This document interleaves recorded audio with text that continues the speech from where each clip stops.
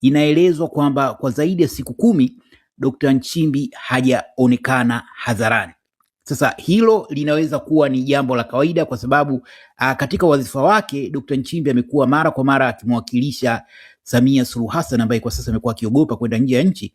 Kwa hiyo mara nyingi shughuli zinazofanyika nje ya nchi huwa zinafanywa na Dr. Nchimbi ambaye ni makamu wa rais. Lakini juzi kulikuwa na tukio moja kubwa.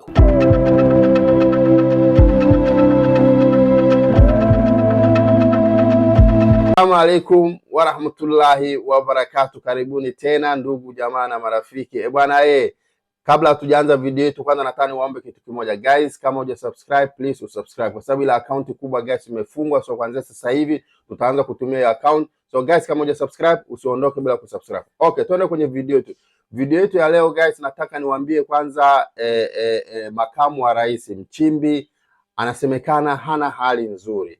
Ana kama siku chache hivi hajaonekana, kama wiki mbili hivi amekosekana kabisa sehemu yote. Sababu kila wakati kukitakikana ziara yote rais aende nchi za nje, Mama Samia hawezi kusafiri. So kulikuwa kunatumwa makamu wa rais Nchimbi, ndo alikuwa anaenda kuwakilisha ile nafasi.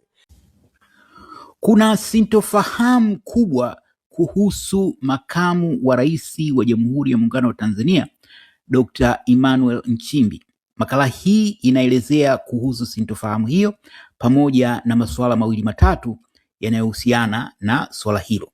Kwa hiyo kama alivyoeleza awali, kuna sintofahamu kubwa kuhusiana na makamu wa rais Dr. Emmanuel Nchimbi. Kwa mujibu wa taarifa ambazo Jasusi TV haijathibitisha, inaelezwa kwamba kwa zaidi ya siku 10 Dr. Nchimbi hajaonekana hadharani. Sasa hilo linaweza kuwa ni jambo la kawaida kwa sababu katika wadhifa wake Dr. Nchimbi amekuwa mara kwa mara akimwakilisha Samia Suluhu Hassan ambaye kwa sasa amekuwa akiogopa kwenda nje ya nchi. Kwa hiyo mara nyingi shughuli zinazofanyika nje ya nchi huwa zinafanywa na Dr. Nchimbi ambaye ni makamu wa rais. Lakini juzi kulikuwa na tukio moja kubwa huko Zanzibar. Kulikuwa na kikao muhimu cha CCM, cha ngazi za juu cha CCM kilichofanyika huko Zanzibar chini ya uwenyekiti wa Samia Suluhu Hassan. Na moja yaliyojitokeza katika kikao hicho ni kutokuwepo kwa Dr. Nchimbi, na hiyo ilizua maswali. Vipi, imekuwaje? Mbona hajatokea? Lakini zaidi kikao hicho kilifanya maamuzi mbalimbali. Miongoni mwa maamuzi hayo ilikuwa ni pamoja na kuteuliwa kwa Paul Makonda kuwa mjumbe wa halmashauri kuu ya chama hicho. Na huo uteuzi wa Makonda, kama Jasusi TV ilivyoripoti hapa, unahusiana na yanayoendelea ndani ya CCM, kwa sababu kwa mujibu wa taarifa za watu wanaofahamu yanayoendelea ndani ya CCM, chaguo la Samia la mtu wa kuwa mgombea mwenza wake na baadaye kuja kuwa makamu wa rais lilikuwa ni huyo Paul Makonda.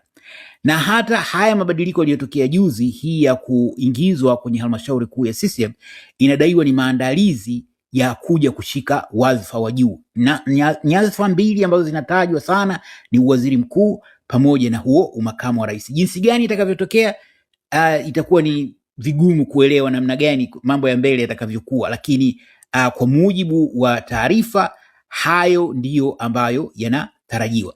Sasa huko nyuma kulikuwa na kabla kusema Samia alikuwa anataka Makonda ndio awe running mate wake.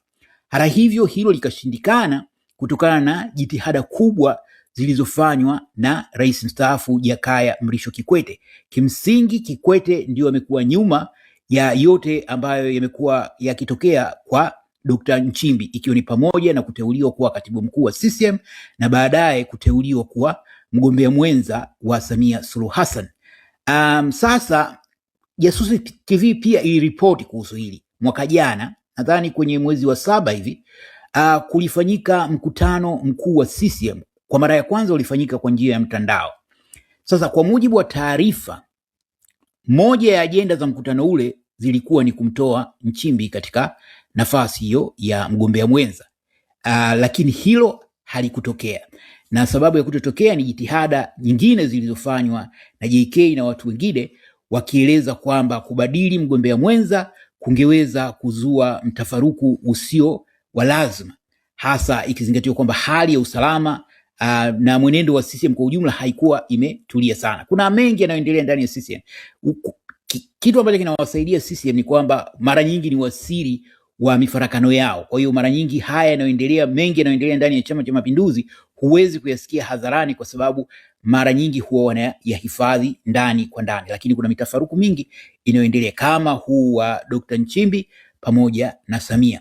Kwa hiyo hilo jaribio la kutaka kumtoa katika nafasi ya ugombea mwenza katika huo mkutano mkuu wa kwanza wa CCM kufanyika kwa njia ya mtandao halikuwezekana, na Dr. Nchimbi akaendelea kubaki katika nafasi hiyo. Na kama unafahamu, Oktoba 29 kukafanyika uchaguzi wa mchongo. Samia akajitangaza mshindi wa takriban 98% ya kura zote, japo idadi ya wapiga kura ilikuwa ndogo, maelfu wakaja wakauawa, na haya yote yakazidi kujenga mpasuko miongoni mwa hawa viongozi wakuu wawili, sio tu ndani ya chama bali hata katika serikali, kwa sababu kwa wanaomfahamu Dr. Nchimbi ni mwana CCM kama wana CCM wengine, lakini yeye ni mtu ambaye amejikita zaidi katika siasa za kidiplomasia, siasa za kuelewana, siasa za kuzungumza lugha ambayo haijengi mpasuko zaidi, na matokeo kadhaa yanathibitisha kuhusu hili. Moja lilikuwa ni tukio ambapo kiongozi mwandamizi wa Chama cha Demokrasia na Maendeleo Chadema, marehemu mzee Ali Kibao alitekwa, akateswa, akauawa na maiti yake ikamwagiwa tindikali. Wanaofahamu wanasema hilo lilitokea kwa amri ya mtoto wa Samia, na kosa la mzee Kibao lilikuwa ni kukataa kuisaliti Chadema. Sasa akajitokeza makada wa CCM. Kuna mtu mmoja, msimamizi mmoja anaitwa Musiba, alijitokeza akaitisha press conference, akadai kwamba kifo cha mzee Kibao, shahidi wa kwanza anatakiwa kuwa John Mnyika, katibu mkuu wa Chadema, kwa sababu yeye ndio alikuwa mtu wa kwanza kutoa taarifa za kifo cha mzee Kibao.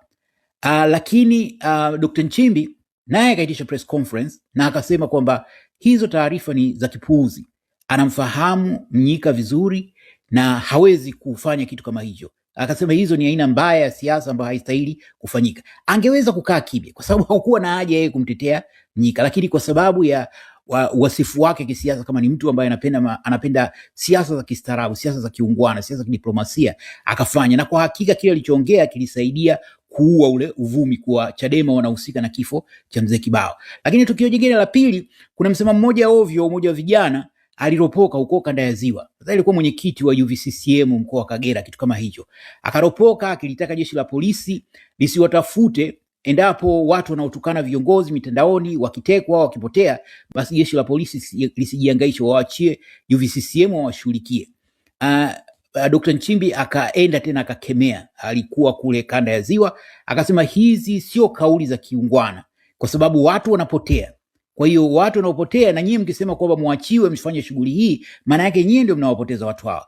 Kama watu wamefanya makosa ya kutukana viongozi, kweli halikubaliki, lakini vyombo vya dola ndio vyenye jukumu la kufanya ufuatiliaji na kuchukua hatua za kisheria. Angeweza kukaa kimya, lakini aliongea kwa sababu ni mwanasiasa ambaye hapendi hizi siasa za mifarakano. Yeye ni mwana CCM kama wana CCM wengine, na mnajua CCM kwa ujumla ni chama cha ovyo, lakini ndani yake kuna baadhi ya wanasiasa ambao kwa kweli ni waungwana, na moja wa wanasiasa ambao kwa zama hizi ndani ya CCM wanasifika kwa siasa za kiungwana ni pamoja na Dr. Nchimbi. Sasa Jasusi TV pia iliripoti mwaka jana wakati fulani Dr. Nchimbi alionekana amejiunga na mtandao mmoja ambao unatumika kwa ajili ya mawasiliano ya siri. Mtandao huo unafahamika kwa jina la Signal. Pengine kwa wale ambao mnajali usalama wenu wa mtandaoni mtakuwa mnaufahamu huu mtandao wa Signal.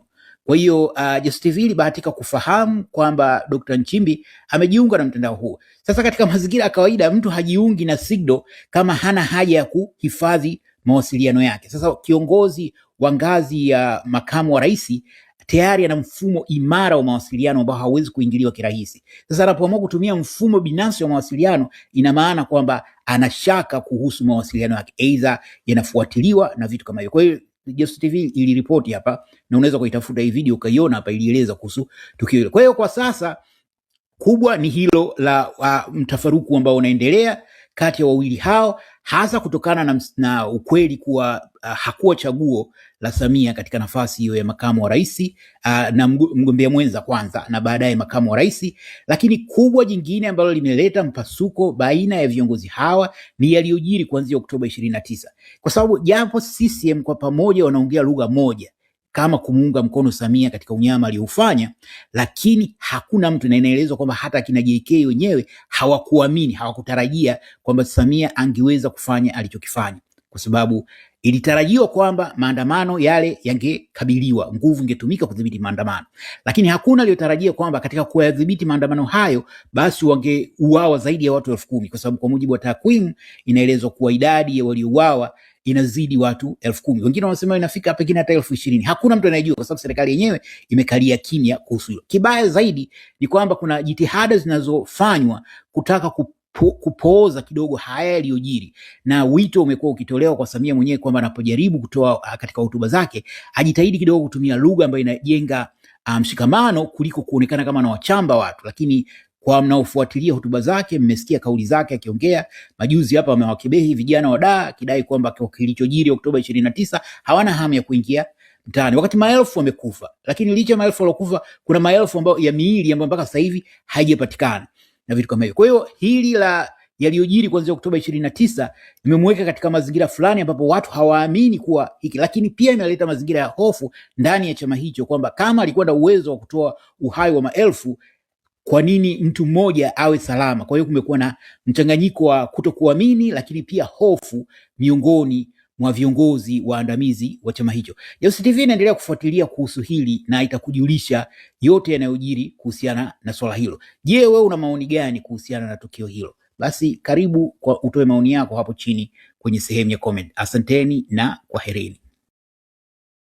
Sasa siku hizi amekosekana kabisa, haonekani kwenye mikutano, haonekani sehemu yoyote, wala watu hawasikii labda Mchimbe kasafiri kaenda kuwakilisha rais sehemu fulani au kafanya hivi. Sasa inasemekana kuna tetesi sasa hivi zimetoka, kwa sababu sina uhakika, kwa mimi binafsi sina uhakika kama ni kweli au sio kweli, lakini katika habari zilizotokea inasemekana kwanza hali yake sio nzuri, anaumwa, so ndio maana haonekani.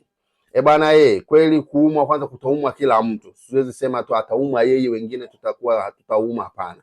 Kuumwa kutaumwa mtu wote ambaye yupo haya anapumua. Kama unapumua una hii pumzi, wewe ipo siku tu utaumwa, iwe leo iwe kesho kutwa iwe lini, ipo tu siku tu utakuja kuumwa kama wengine wanavyoumwa.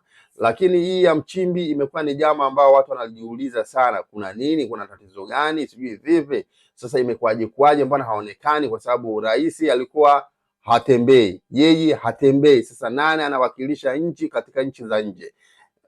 Hapo ndo tunakosaga jibu. Bwana, nashukuru sana guys, ile account yetu ile kubwa imefungwa, so kuanzia sasa hivi tutaanza kutumia hiyo account. Kama hujasubscribe usiondoke bila kusubscribe. See you next video guys, bye.